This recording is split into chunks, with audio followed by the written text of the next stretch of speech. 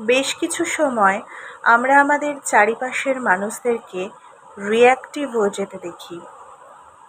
আমরা দেখি সেই সমস্ত মানুষগুলো হয়তো কিছু কিছু সময় রেগে যাচ্ছেন, হয়তো বা খুব দুঃখ পাচ্ছেন, চিৎকার করে কাঁদছেন। আমরা অনেক সময় তাদেরকে বলে থাকি, তুমি ইমোশনকে কন্ট্রোল করতে পারো না, তুমি সবসময় সব কিছুতে রিয়্যাক্ট করো। কিন্তু একবার কি আমরা এটা ভেবে দেখি, হয়তো কোনো না কোনো ক্ষেত্রে আমরাই সেই সমস্ত মানুষগুলোকে সেই জায়গা পর্যন্ত নিয়ে যাই, জেনে অথবা না জেনে। জেনে অথবা না জেনে আমরা হয়তো কিছু কিছু সময় সেই মানুষগুলোকে এমন একটা জায়গায় নিয়ে যাই, যেই জায়গায় গিয়ে তারা তাদের ইমোশনকে কন্ট্রোল করতে পারেন না, তারা রিয়্যাক্ট করে ফেলেন।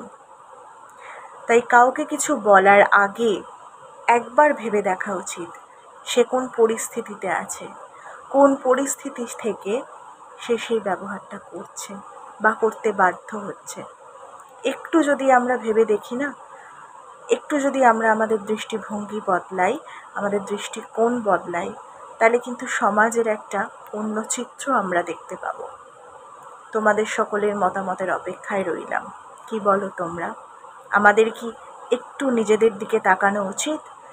আমাদের কি মনে করা উচিত যে আমাদের কোনো ব্যবহারের জন্য সেই মানুষটা এমন একটা জায়গায় পৌঁছে গেল না তো, যে আমাদের সঙ্গে এই রকম ব্যবহার করতে সে বাধ্য হচ্ছে, এই রকম বিহেভ করতে সে বাধ্য হচ্ছে?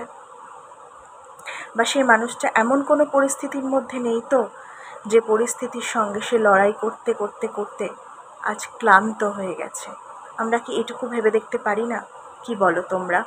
তোমাদের মতামতের অপেক্ষায় রইলাম। আর হ্যাঁ, তাই বলে আমি কিন্তু একবারও বলছি না কেউ যদি ভীষণ রিঅ্যাক্টিভ হয়ে যায়, ভীষণ চিৎকার চেঁচামেচি করেন, ভীষণ রেগে যান, তার এই বিহেভিয়ারটা ঠিক, একবারও বলছি না। আমি শুধু এইটুকুই বলছি, তার এই বিহেভিয়ারকে আমরা যেমন প্রশ্রয় দেব না, ঠিক তেমনভাবে এই বিহেভিয়ারের সঠিক কারণ জেনে আমরা যদি সেই কারণটাকে মুছে ফেলতে পারি, বা মুছে ফেলতে না পারলেও সঠিকভাবে ট্রিটমেন্ট করতে পারি, তাহলে হয়তো সেই ব্যক্তি এবং সর্বোপরি সমাজের উপকার হবে। কি বলো তোমরা?